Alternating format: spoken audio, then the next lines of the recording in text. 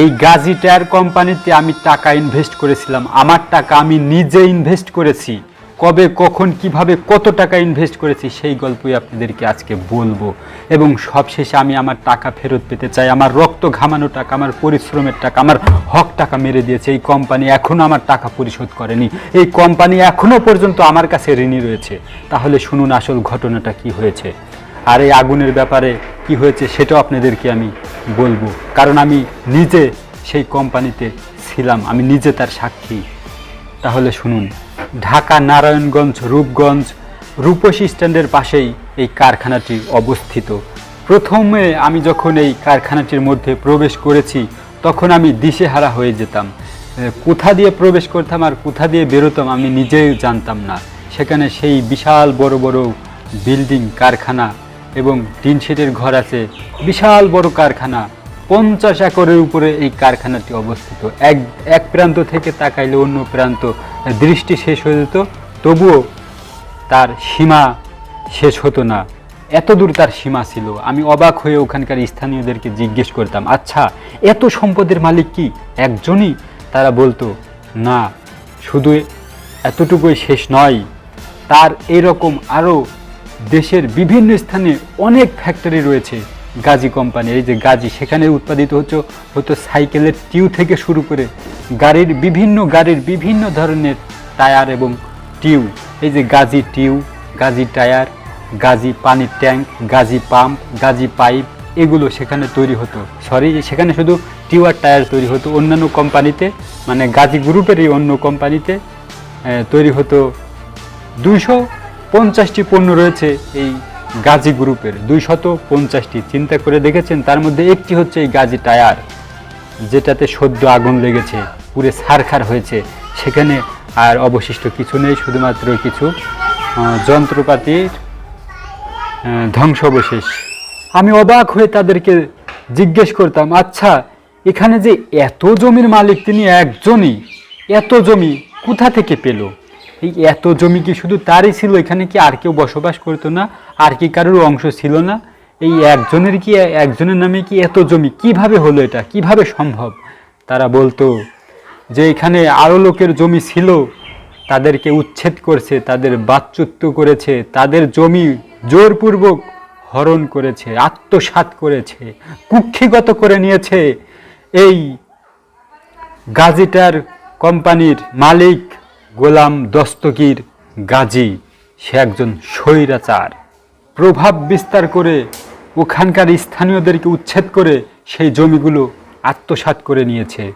আমি লোকমুখে এও শুনেছি যে যারা জমি দিতে নারাজ থাকতো, বাপের পৈতৃক সম্পত্তি যতটুকু ছিল একেবারে শেষ সম্বল দিতে রাজি ছিল না, তাদেরকে লোক দিয়ে এই গোলাম দস্তগীর গাজী হত্যা পর্যন্ত করেছে। এমন ঘটনাও নাকি ওখানে ঘটেছে। এমনকি রাতের বেলা, গভীর রাতে সেখানে নাকি প্রেতাত্মা এবং বা অপআত্মা বা অদ্ভুত কিছু আশ করতে পারে যারা সেখানে থাকতো। শুধু এতটুকুই শেষ না, 50 একর জমি অলরেডি সে দখলে নিয়েছে। ওখানে, শুধু ওখানে আরও কোম্পানি কিন্তু রয়েছে। আমি বলেছি 250টি পণ্য এই গাজীর রয়েছে। তো সেখানে তার আশপাশ দিয়ে আরও যে সকল বসত বাড়ি এবং ছোট ছোট দোকানপাট, মার্কেট এবং ছোট ছোট কারখানা যেগুলো রয়েছে, সেগুলোও নিজের কর আয়ত্তে নেওয়ার চেষ্টা করতেছে, এমন কথাবার্তাও চলতেছে। তো পরিশেষে কি হলো, 25শে অগাস্ট ভোর রাতে যখন তার আত্মীয়ের বাসা থেকে সে গ্রেফতার হয়, শান্তিনগর থেকে, ঢাকা শান্তিনগর থেকে তার অশান্তি সৃষ্টি হয়। তারপরে যখন ওই যারা জুলুমের শিকার হয়েছিল, যাদের জমি আত্মসাৎ করা হয়েছে, তারা সুযোগ পেয়ে গেল। তারা মাইকে, তার একটা ওই কোম্পানির নিকটবর্তী মাইক থেকে ঘোষণা দেওয়া হয়, নিকটবর্তী মসজিদের মাইক থেকে। দেখুন, সেখানে 50 একর উপরে একটা কারখানা, সেখানে হাজার হাজার মানুষ কাজ করে, মুসলিমরা, চাইনিজরা আর অন্যান্য ধর্মরা খুবই সীমিত, সেখানে মুসলিমরা কাজ করতো। সেখানে তার মধ্যে কোনো মসজিদ নেই, মসজিদ রয়েছে তার বাইরে এবং রাস্তার ওই পাশে। তো মসজিদের মাইকে ঘোষণা দিয়ে সেখানে লুটপাট করা হয়। ব্যাপারটা বুঝতেছেন? তো এখন আমি বলবো যে এই কোম্পানিতে আমি কিভাবে টাকা ইনভেস্ট করেছিলাম তারা আমার টাকা আজও কেন পরিশোধ করেনি। আসলে আমি বাসা থেকে রাগ করে গিয়ে, আজ থেকে 5-6 বছর পূর্বের ঘটনা, আমি বাসা থেকে রাগ করে গিয়ে সেখানে চাকরি নিয়েছিলাম, রোজার মাসে ছিলাম। এরপরে আমি রোজার ঈদে বাড়ি চলে আসি। তো সেখানে ওভারটাইম আমি মাঝে মাঝে করতাম, মাঝে মাঝে করতাম না। আমি ওভারটাইম না করে রুমে গিয়ে কবিতা লিখতাম, ডিউটি শেষে কবিতা লিখতাম, আর নিজের অব্যক্ত কথাগুলো সেখানে আমি লিপিবদ্ধ করে রাখতাম।